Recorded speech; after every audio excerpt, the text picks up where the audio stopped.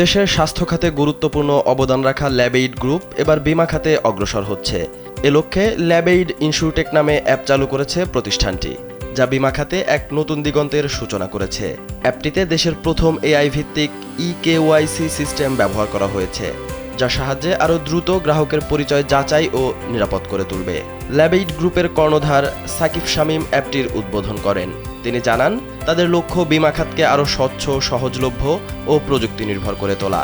ল্যাবএইড ইনস্যুরটেক অ্যাপটি মানুষের আর্থিক নিরাপত্তা ও ভবিষ্যৎ সুরক্ষার একটি আধুনিক সমাধান বলেও উল্লেখ করেন সাকিব শামীম। দেশের দ্রুত পরিবর্তনশীল ডিজিটাল অর্থনীতি ও গ্রাহকবান্ধব আর্থিক সেবার চাহিদাকে সামনে রেখে অ্যাপটি ডিজাইন করা হয়েছে, যাতে ব্যবহারকারীরা যে কোনো সময় যে কোনো স্থান থেকে সহজেই বীমা সেবা গ্রহণ করতে পারেন। এছাড়া ক্ষুদ্র উদ্যোক্তাদের দোরগোড়ায় পৌঁছে দিতে কাজ করবে অ্যাপটি।